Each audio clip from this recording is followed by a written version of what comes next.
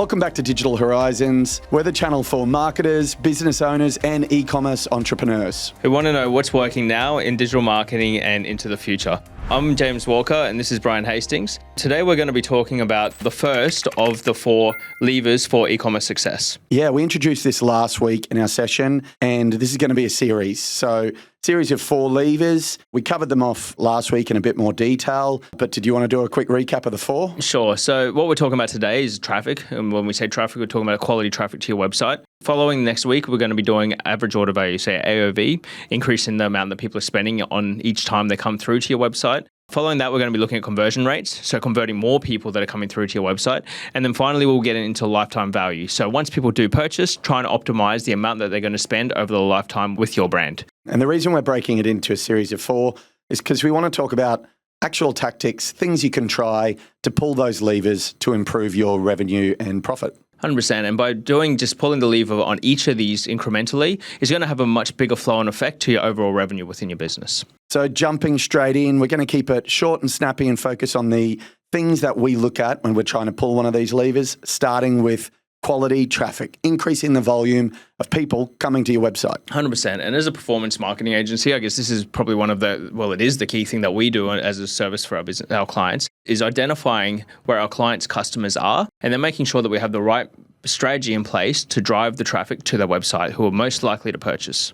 Absolutely. So let's get into a few of the high priority channels, platforms, tools we use to drive traffic. Yeah. Should we start with the obvious one, the one that both of our businesses spend a lot of time working on for our clients? Going to say big Google? Is that the one that we're going with? Google. All right, cool. All right. So let's start with search, and we'll split it today between organic and paid. Yes. Do you want to go into the organic stuff? Because I don't really touch organic that often. Yeah, sure.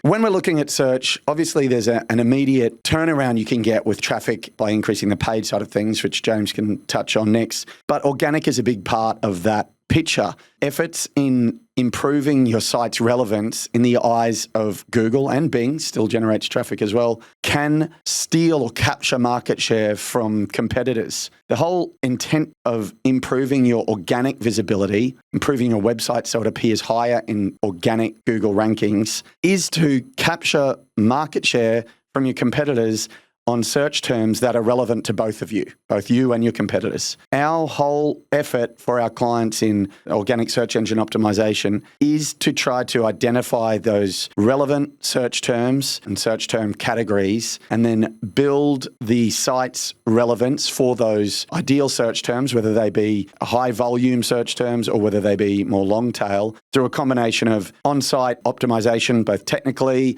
and building from quality links to increase the authority, but also the content relevance and page structure to attempt to have the sort of trifecta of elements telling Google that your page or your series of pages on your site is the most relevant response for Google's customers when searching. So I'm not going to get into all the detail about organic search, but it is a more long-term process. You're probably not going to be able to get cracking organic search now to get traffic tomorrow. Strategy. That's right. Not a Black Friday strategy.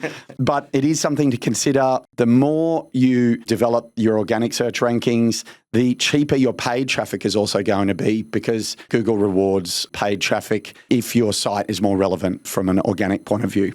So get into it. Make sure you're building your technical elements of your site, your local search, if your business is local rather than just e-commerce, and also all those link building efforts to try to build equity and authority in your site. But again, this should have been something you're looking at 6 months to a year ago and should be doing consistently. So something you can do immediately though, right? On the organic side, which I've found in one of my own sites that's worked extremely well, is even if you're not running Google Ads, go into your merchant center, set up a Google Merchant Center, connect it to your store, and turn on free listings. And this isn't something that I'd done until a little while back because I was holding off for reasons for not running any Google Ads for the site. But then when I set up the Merchant Center, I turned on free listings, and then all of a sudden I'm getting organic traffic from the shopping network. Yes, and absolutely. This is something that you could be actioning right now because you will start to see, as long as your title tags and your Merchant Center set up and all your product titles are relevant to the search queries that people are searching for your products, it's going to help you rank very quickly within the search results. And you'll see results out, you'll see sales coming through from that. It's not just for a paid product listing. No, not anymore. It used to be, but it's not. And it's a great way, like I use it to compare prices of similar products. If you're stocking similar products to other vendors or other merchants online, you can compete with them by having your organic listing. That's a great immediate tip, especially for an e-commerce Black Friday theme. Yes, get that on. I mean, if you're not doing it, turn that on straight away. It will immediately start driving, well, not immediately, I mean, it's got to be crawled and everything, but it will start driving traffic in the short term. So next we're going to talk about the paid side of things. So Google Ads, driving traffic from there. I think any e-commerce store that is currently not running, especially Performance Max, to capture or any of that demand capture traffic that people are bottom of funnel, PMax works. Like just turn it on. It's so simple to set up. Connect your shopping feed into it. Test running a shopping feed only versus a full PMax campaign. And we've seen varied results on both, using both of these depending on the store and what the products are. But I feel like that it's definitely worthwhile testing both options. And then your standard shopping campaigns. So set up a standard shopping campaign. You're going to get cheap traffic from this. Like we find that the cost per click typically is cheaper than what you're going to see on a search campaign. So make sure you've got your standard shopping, PMax set up. These two will compete a little bit, but still have them running side by side. You will potentially see some overlap, but you'll see better results from having them both running. And then your standard search campaign as well. So make sure you're focusing on your bottom of funnel search terms that are going to get people who are currently in market ready to buy. Stay away from using your sort of more broad top of funnel stuff, especially at this time of year, because you want to be focusing your budget initially on capturing that really high intent, high quality traffic to your store. Now, when it comes to budgets in paid search, if you are driving traffic to an e-commerce store, your budget should be set based off how much you can afford to spend on a conversion, or what your return on ad spend needs to be, or what your cost of sale needs to be, rather than setting caps based off what you feel like you want to spend. Yeah. If you just set a cap, and obviously if you've got a finite budget and there's no more money in the bank, if you spend more than a certain cap, that's understandable. But if you're heading into the Black Friday period and you know you can afford to spend 15 to 20% of the value of the product you're selling on the advertising, use that as your cap for your campaigns and your campaign budget. Make sure you're not limiting your campaigns based off these made-up budget total caps, because you'll be leaving sales on the table. If you instead focus on a per product category cost per sale, or cost of sale, or cost per acquisition, you're going to be able to allow your spend to grow when the volume is there or when the demand is there, and not just cap it on a daily budget only. Yeah, and the way we approach setting our budgets, and this is just based on Google's, what they recommend in terms of getting and what we've seen gets results, is looking at what your average, your cost per conversion is, and then sort of looking at that as you want to almost multiply that by 10. Because what you want to do is feed Google as much conversion data so that you can move away from your manual click strategy, which is typically what you want to start most campaigns with, flick it over to your automated bidding strategy. So that way when you're telling Google, hey, get me as many conversions as possible, or max conversion value strategies, there's enough conversion data in there. Because if your budget's too small and you're only getting 1 or 2 conversions a week, you're going to be so limited in feeding enough positive data into it to show Google who your right customers are. So you're never going to really be able to take advantage of this automated bidding strategies and Google machine learning to be able to really make sure your campaign takes off when you are ready to pump in more budget. Yeah. And just a warning on Performance Max, we do generally find it works really, really well on e-commerce stores, but we've had limited success or varied success when you aren't running an e-commerce store. When it's, a service inquiry or a much more complex way of converting, just because it doesn't give you as much information or data about who the user is that is converting. But when it's e-com, there's a direct transfer from Google straight through to converting. We're seeing great success with PMax in that area. Yeah, definitely. Lead gen is definitely a challenging area for PMax. Yeah. And there are some ways, different things you can trial on it, but I think that's a whole different episode to look at some strategies there. Yeah. So we thought we'd just state that. Not everyone run out and turn on PMax. Yes. This is more for e-com. So let's get over to the next one. What are we going, Meta next? Yeah, I think we talk Meta next. Okay. Meta is, when I think of marketing budgets, especially for performance campaigns, Meta is the next highest priority after Google search.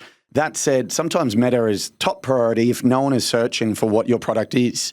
If you've got to introduce the product to your audiences. If it's a need that people don't know they have, if it's a product category or a product type that no one knows exists, you first got to introduce it to them. And Meta is a great double whammy objective of brand and demand generation and also performance. Yeah. Yep, definitely. And I mean, your cost per clicks on Meta isn't too crazy either at this point, depending on sort of how niche your audience is that you're targeting. But we're finding a lot more with using ASC campaigns and Advantage Plus, you can go quite broad. And so that means that Meta will find the right audiences for you and your cost per clicks are quite cheap. But again, it's a very strong traffic source when you're looking at ways to increase the amount of traffic to your website. Using Meta's targeted demographic targeting and interest targeting, all the different things that they have can help you get really good quality traffic to your website at a pretty low cost. Yeah, and I think that first point you made is really important. Sometimes as marketers, it can be counterintuitive to go more broad, but the traffic is offered at such a lower price that it makes sense to let Facebook and Instagram or let Meta find your audience at that lower price rather than getting hyper-targeted from the beginning and paying a higher price for a lower audience reach. Yeah, we just find testing and learning from that. If we are getting a lower quality of traffic, you can obviously add those more tailored or targeted audiences later, but don't be shy about being more broad in your reach. Yeah, definitely. And I mean, you let your creative hook your customers in, right? So the people who are going to be clicking are the ones, ideally, if you've got your creative is talking to the right people that you want to attract that's going to come to your website and purchase. That's what's going to help you generate good quality traffic as well, making sure that your ads are speaking to the right people and to the right audience. 2 tips I would just add if you're using Meta. If you're going to use the channel, use video. It's going to get a much higher click-through rate than any other ad type. We just launched a campaign with just video, and we've seen our CPCs, and it's probably because of the time of the year. Like, there's a lot of stuff going on that's inflating the cost with, especially campaigns in the US with the election going on and getting close to Black Friday. Everyone's starting to ramp up their spend. But we launched a campaign. It was a conversion campaign, not a video view campaign, and our CPCs are higher than what we were seeing from using carousels and image campaigns. So we use video to great success, but it's always paired with a carousel ad to the same audience. So I kind of see it as those who have seen the video ad who then see the carousel ad. The carousel ad gets all that performance, 100%. But the video ad did the heavy lifting. Yes, 100%. So yeah, when I say use video, go into the platform with video, but test your other platforms, but don't just run static image only. I think is where my takeaway is from that. We get great success in that video reach campaigns, but we do see really good results in the conversion campaigns. But yeah, we always have a carousel ad running with it, and it's generally to clarify the offer. And the reason for clicking through is on the carousel. Yeah. And I think that when you're thinking about like the video view campaigns, like at the moment when we're talking about traffic, driving traffic to your website, the video view campaigns are probably not going to drive as much traffic as the other types of campaigns will, even your conversion focused campaigns. But they are really, really important in building your audiences and increasing your overall conversions. So whilst it's not going to be a traffic generator, it is really important to have there because that's what's going to help when we talk about your conversion rate. This is where you're going to really see a lot of positive performance from that. TikTok. Yeah, fucking love TikTok. Yeah, great. Even for organic views at the moment, it's really quite giving in terms of how much impression it's getting. So excited TikTok. Like, we just launched a campaign. We're ramping up early for Black Friday for a client.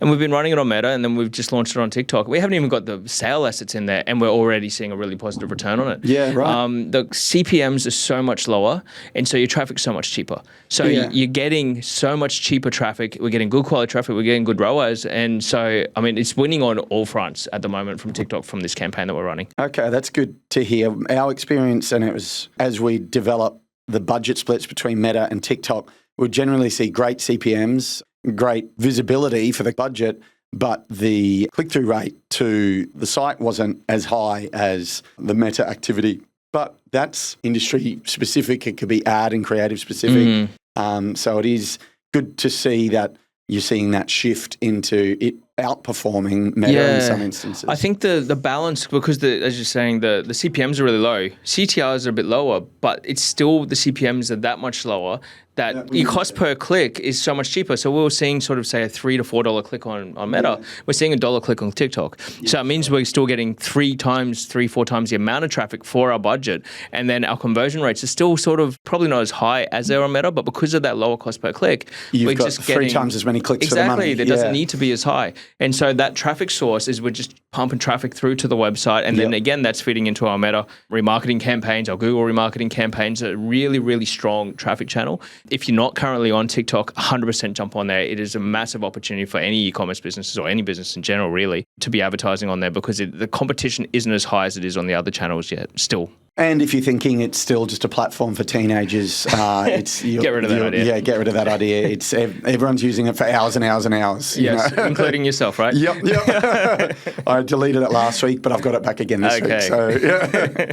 All right, let's move on. So we've talked about social channel. Obviously, there's LinkedIn in the social channels as well, but we're talking about e-commerce, e-commerce focus in this.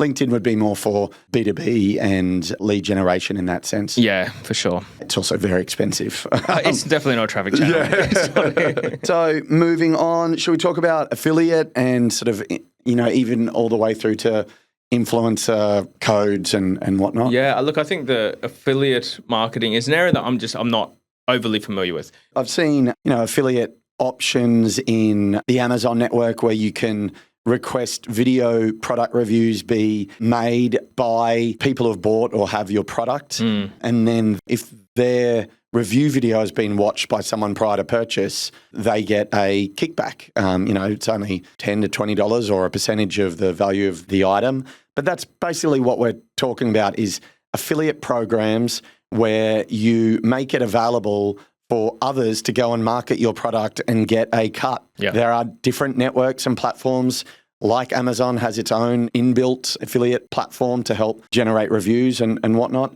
This is something that are generally agreements made between our clients and those direct affiliates.